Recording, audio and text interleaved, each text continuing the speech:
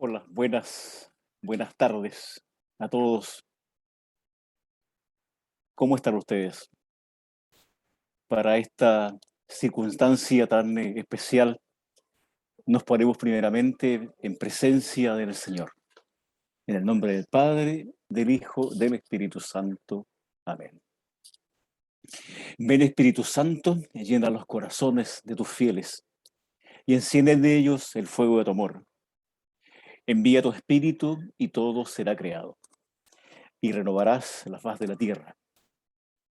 Señor, que has instruido los corazones de tus fieles con la luz del Espíritu Santo, concédenos que sintamos rectamente y con el mismo espíritu y gocemos siempre de su consuelo por Cristo nuestro Señor. Amén. Padre nuestro que estás en el cielo, santificado sea tu nombre. Venga a nosotros tu reino. Hágase tu voluntad en la tierra como en el cielo. Danos hoy nuestro pan de cada día. Perdona nuestras ofensas como también nosotros perdonamos a los que nos ofenden. No nos dejes caer en tentación, líbranos del mal. Amén. Dios te salve, llena eres de gracia. El Señor es contigo. Bendita eres entre todas las mujeres y bendito es el fruto de tu vientre, Jesús. Santa María, Madre de Dios, ruega por nosotros pecadores, ahora y en la hora de nuestra muerte. Amén. Gloria al Padre, gloria al Hijo, gloria al Espíritu Santo, como era en un principio, ahora y siempre, por los siglos de los siglos. Amén. Creo que después de la presentación de mi amigo Marcelo, creo que no tengo nada más que decir. Gracias, Marcelo. Bueno, buenas tardes en la compañía de los amigos de siempre, muchos de ellos con quienes nos hemos abrazado muchas veces, y ustedes exactamente iguales que los demás, solo que no hemos tenido la oportunidad de abrazarnos, pero sí nos consideramos amigos y hermanos en todo, y nos consideramos amigos y hermanos porque tenemos su mismo ideal. Ya, Marcelo lo dijo brillantemente, yo soy Luis Martínez, vivo en Valdivia, en el sur de Chile, una ciudad maravillosa. Algún día les mandaré fotografías más de las que hemos mandado. Soy casado hace más de 30 años con Alejandra y tengo 2 hijas maravillosas. Mi profesión es auxiliar de servicio en una universidad. Trabajo en una facultad de medicina. Mi señora también es auxiliar de servicio, trabaja en una clínica. Y una de mis hijas, la mayor, y la menor es profesora. Mi formación es la enseñanza que hemos tenido todos en la enseñanza tradicional. Y viví mi cursillo en el mes de septiembre de 1989. En el año 90 principios, unos buenos amigos, no sé por qué razón, pero imagino que sería gracias al Espíritu Santo, se les ocurrió enviarme con 6 meses de cursillo, menos, septiembre, octubre, noviembre, siempre 5 meses de cursillo, se les ocurre enviarme a la cercana ciudad de Villarrica, a un cursillo de dirigentes, en donde por primera vez escuché la voz y escuché las palabras de unos amigos muy buenos. Ahí conocí a Sergio, que ha partido hace pocos días al encuentro gozoso del Señor, y a Olguita. Ahí los conocí aquí en Villarrica, en el año 90. Y por primera vez un hermano habló de que entre toda la gente que había estado a los inicios, había una persona que se llamaba Eduardo Borín. Saliendo de un cursillo tradicional acá en Valdivia, no me entraba mucho el tema de Eduardo, pero bueno, eso creo que es tema de otra situación. El caso es que yo conocí a Eduardo por los libros, y lo conocí porque siempre me gustó leer y porque no entendía en los libros que aparecían en los rollos y sobre todo en los libros. Leía Sáenz Meneses, por ejemplo, en el año 91, en donde hablaba que Cursillos venía de la pastoral y venía de Aparici, a quien puedo respetar mucho. Y no encontraba a Eduardo ahí. Y lo comencé a buscar en internet, obvio. Y a partir de las palabras de los hermanos y de los amigos que me vivieron junto conmigo ese cursillo en Villarrica. ¿Qué cambió después de ese cursillo? Por supuesto, cambió mi visión del movimiento y entendí de que el movimiento no estaba en ideas fundamentales, ni tampoco estaba en los rollos, ni tampoco estaba en esta historia que se hizo siendo oficial durante el tiempo. Y después descubrí que existen en cursillo 2 historias. 2. La oficial, las ideas fundamentales 2 en esa época, un libro horrorosísimo, y la historia que hemos vivido las personas que nos hemos dedicado a conocer fundamentalmente la parte histórica del movimiento y conocer la praxis y conocer el pensamiento de Eduardo. Me voy a tomar de unas palabras que dijo la semana pasada mi querido amigo Matías. Él hablaba un poco sobre la adolescencia y la juventud. Él hablaba de que la juventud va siendo un aprendizaje desde la historia, desde su propia historia, porque cuando no se tienen mayores elementos se va haciendo el camino en la medida que uno lo va viviendo. Hablo también de que vivimos un mundo que tiene un exceso de virtualidad. Y también persiste esta cosa que es muy humana, que es la identificación con un grupo, participar de las reglas que tiene el grupo y al final tratar de ser alguien. Y este ser alguien sabemos que está muy conectado con lo que vivimos en nuestro cursillo, sobre todo en el rol ideal. También habló sobre la influencia de los maestros de la ley, entre comillas, y que también nosotros dentro de cursillos a veces seguimos derroteros en donde nos piden ir a buscar, dice Matías, habla de las pruebas de blancura, y quien hace su cursillo antes de ser dirigente, les exigen tener que conocer un montón de cosas que se encuentran solamente en los libros oficiales del movimiento. Y finalmente sabemos y podemos entender a partir de eso, o como un inicio, como un principio de esto, de que los ambientes digitales son un buen desafío y una buena apertura de posibilidades. Gracias, Matías, te lo agradezco. Me hiciste una buena cantidad del rollo. Entonces, podemos partir diciendo de que esto, lo que voy a hacer ahora, no es un estudio académico, probablemente un poco más técnico, un poco más pesado, pero entendible, porque hay cosas de las cuales necesitamos una explicación y una nueva mirada de ellas, porque muchas de ellas las consideramos como evidentes y las consideramos como superficiales. Diría Bonin cuando explicaba sus rollos, es como. Y es como cuando usamos las nuevas tecnologías casi sin darnos cuenta. Los grupos de WhatsApp, el ocio audiovisual, el intercambio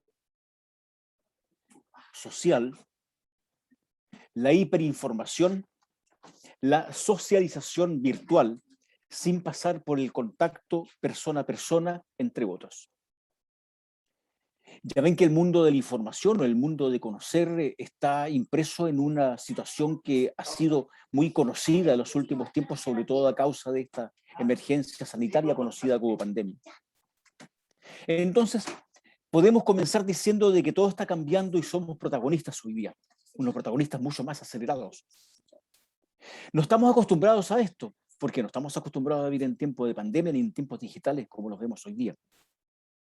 Y muchas veces nos cuesta aprender y nos cuesta filtrar lo que es verdadero y lo que es mentira. El lenguaje, por supuesto, ha cambiado. Hemos descartado lo simple porque lo consideramos obsoleto.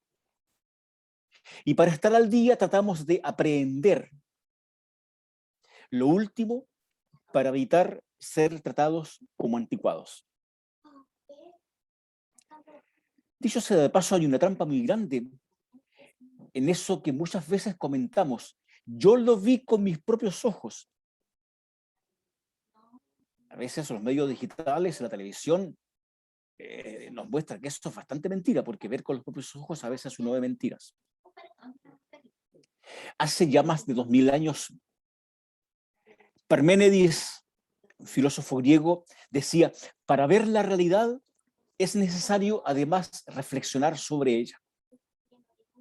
Sócrates nos decía el famoso, conócete a ti mismo. Y esto nos muestra que las experiencias de hace 2000 años que nos piden ir un poco más allá de lo que vemos superficialmente. Jesús mismo le dice, ve a echar las redes más adentro. Eduardo Bonín, construye esa maravillosa epifanía evangélica diciendo que hay que ir a los más alejados. Textos actuales, como las palabras de nuestros pastores, en las cartas como Laudato Si, Evangelii Gaudium y otras, nos están pidiendo constantemente regresar a tomar en serio el lenguaje de la tierra. La tierra vulnerada, sobreexplotada y muchas veces teñida de sangre. En nuestra cultura andina ancestral, hablamos de la madre tierra, la Pachamama, la Ñuque Mapu, Nafguana, Maxitari, Elohé, la vieja sabia, la que nos acoge, la que nos enseña, la que nos aconseja, la que nos da el pan y la vida, como el paraíso de nuestra visión bíblica. De ahí el título de este pequeño intento de frenar por un momento en nuestra labor diaria: estudio y perseverancia. No te conformes solo con lo que ves. Mira, reflexiona, estudia, observa la tierra, escucha a la vieja sabia. Podemos convenir entonces que hasta en la gran estructura de nuestra iglesia hay engranajes que se mueven más lento que la realidad. Y así, la prensa vaticana y los analistas de la realidad son objeto también de las palabras de Francisco, como las que dijo en la 55ª Jornada Mundial de Comunicaciones Sociales en enero de este año.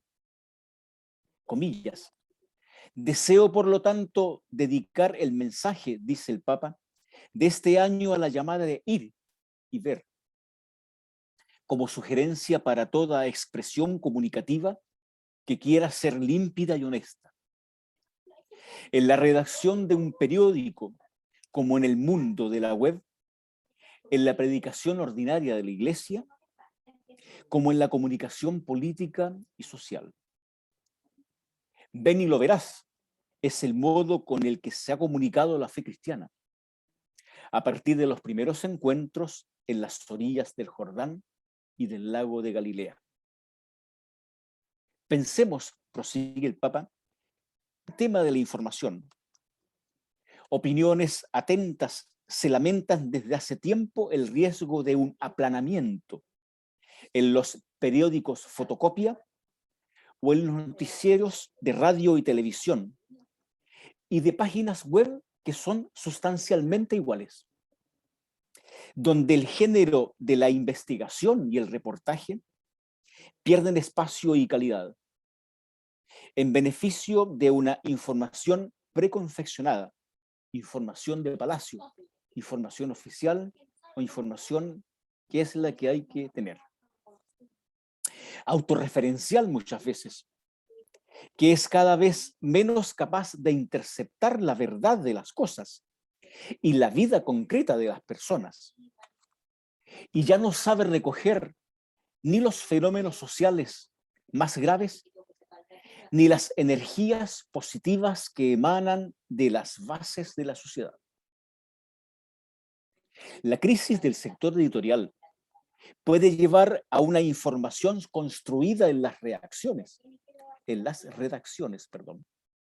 frente a un computador, frente al ordenador, en los terminales de las agencias, en las redes sociales, sin salir nunca a la calle, sin desgastar la suela de los zapatos, dice Francisco, sin encontrar a las personas para buscar historias o verificar in visu, dice, verificar en el sitio ciertas situaciones. Si no nos abrimos al encuentro, permaneceremos como espectadores externos, a pesar de las innovaciones tecnológicas que tienen la capacidad de ponernos frente a una realidad aumentada en la que nos parece estar inmersos, pero no lo estamos. Cada instrumento es útil y valioso solo si nos empuja a ir a la realidad que de otra manera no sabríamos. Si pone en red conocimientos que de otro modo no circularían. Si permite encuentros que de otra forma no se producirían, concluye Francisco. Voy a hacer una afirmación que puede resultar incómoda. Después del Concilio Vaticano II y en estos particulares años, aún vemos dos iglesias, la de la jerarquía y la del mundo. Una llena de reglas de moral, de barreras para alcanzar la santidad, de reglamentos, de verdades oficiales, de ritos y decretos. La otra, que se preocupa, que aprende de la realidad, que acompaña y profundiza, que hace vida la pregunta y respuesta de Jesús en el Evangelio. Le dicen, Señor, ¿dónde vives? Y Jesús le contesta, ven y verás. Eduardo miró con muy buenos ojos la hoja de servicios. ¿Se acuerdan de la hoja de servicios? Obvio. 3 frases de la hoja de servicio que deberían ser nuestra inspiración constante. ¿Cuándo te sentiste más lejos de Jesús? ¿Cuándo te sentiste más cerca de Jesús? ¿Cuál va a ser tu plan esta semana? ¿Se acuerdan? Es evidente que si tu plan de la semana está en la jungla de Facebook, en las telenovelas o en los matinales de la televisión o en YouTube, algo no está conectando con la perseverancia de tu plan pastoral de esta semana. Por eso, al principio, ¿se acuerdan? Les pedí que paren y reflexionen, que paremos y reflexionemos un instante.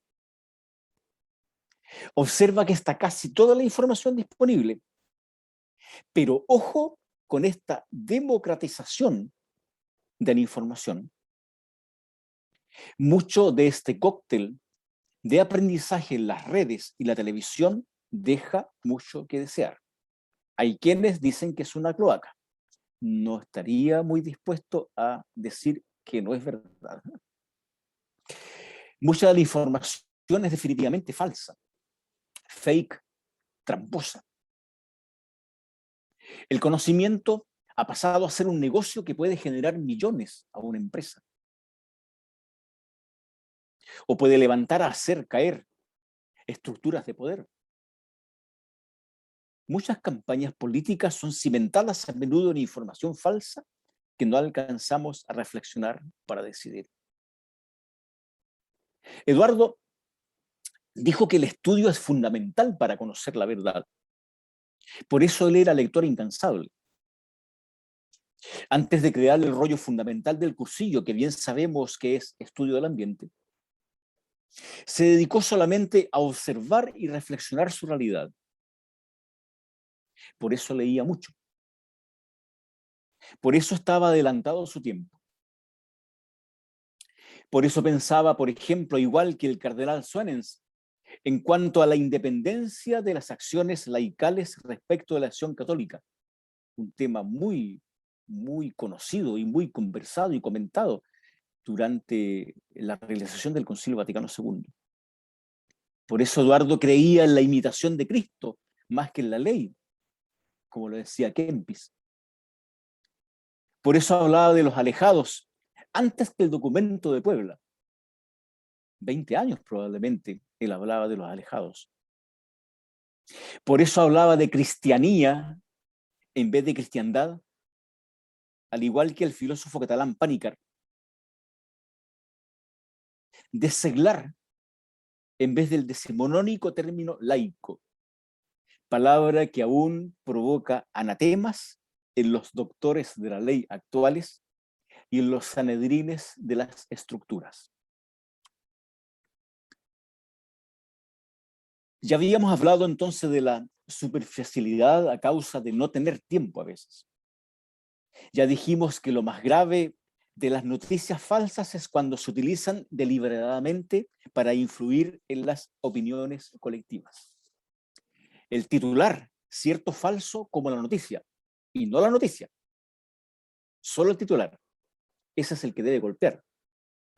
La noticia es un pretexto para ser utilizado como herramienta publicitaria. Muchas veces se prioriza rentabilizar las audiencias que llegan a través de las redes.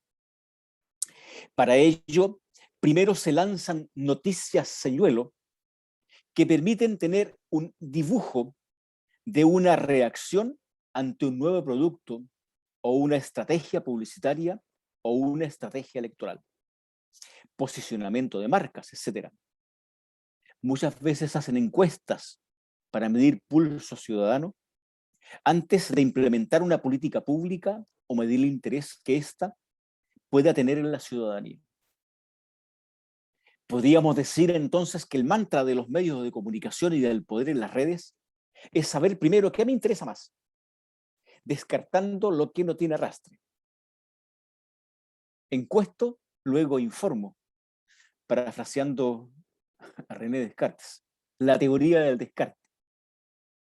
La frase motivacional, repetida en redes, la mayoría de las veces viene del pseudo conocimiento del sincretismo religioso o filosófico.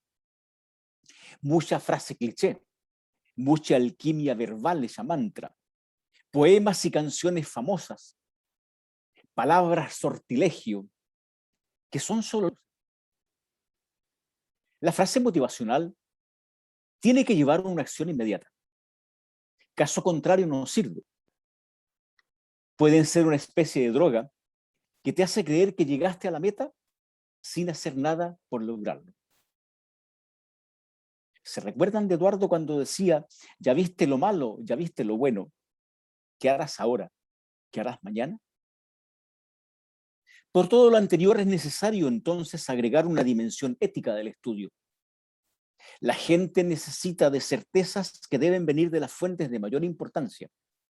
Y para ello es necesario no quedarse con lo que cuentan las noticias ni lo que dicen en los diarios. Por eso es importante ir a las fuentes, usar Google, por ejemplo, para buscar las mejores fuentes de información. No conformarse con las cadenas en las redes, ni de estas supuestas noticias, que es cuando uno hace búsqueda inversa en las redes se da cuenta fácilmente que son sencillamente tergiversadas o falsas. Por ejemplo, las famosas cadenas de la niñita que está enferma. Hace días atrás se proliferaba acá en las redes una noticia de que decían de que la OMS había manifestado y había afirmado de que la pandemia se había terminado. Y es una noticia del año 2019 a principios y que hablaba de que podría ser. Pero sin embargo le colocaron de que la había escrito un doctor y muchas personas se cayeron en el cuento. Y la OMS, yo haciendo búsqueda inversa, me di cuenta de que era una noticia falsa. Como muchas noticias falsas que vemos incluso en nuestros grupos de WhatsApp. Algunos a veces los he sorprendido enviándoles una notita que dice lo que tú colocaste y que ha sido repetido muchas veces en los grupos de WhatsApp o en Facebook es falso, porque es un bulo o porque es un hoax o porque es una noticia falsa sencillamente diseñada para conseguir seguidores. Entonces, hay una oportunidad diaria. Dedicar los minutos para estudiar hoy día, es posible hacerlo. Hoy en día existe mucho material en redes de internet para conocer. Sobre todo, yo coloco hoy día en las circunstancias del movimiento, yo pongo mucho énfasis en estudiar lo que es la historia del movimiento. Hay páginas como FEBA, como Editorial de Colores, como las páginas que nos muestran día a día nuestros amigos del Carisma acá, en donde uno puede encontrar la información de primera mano y la información probablemente verdadera. Y un poco alejada de estas verdades oficiales que nos ha tocado muchas veces tener que sufrir, porque vienen de una visión y de una manera de ver el movimiento, entender el movimiento que no es el que nosotros conocimos y que hemos conocido algunos, muchos, de la mano del contacto directo con el carisma fundacional, y otros que hemos ido descubriendo la maravilla de los textos escritos, en donde entendemos y podemos ver fácilmente después de dedicarles un par de minutos al día, decirles de que las cosas no son como dice ideas fundamentales, o las cosas no son como a veces nos dice el organismo mundial, porque hay una verdad que nosotros estamos invitados a conocerla y solamente si nos dedicamos un ratito durante el día, un rato. Una hora de oración, decía, una hora de estudio, decía un cura, es una hora de oración. Siempre más allá, siempre un poco más allá, buscar las fuentes, buscar la palabra del Señor y buscar la historia verdadera es nuestra tarea. Ultrella, más allá, duc in altum, de colores.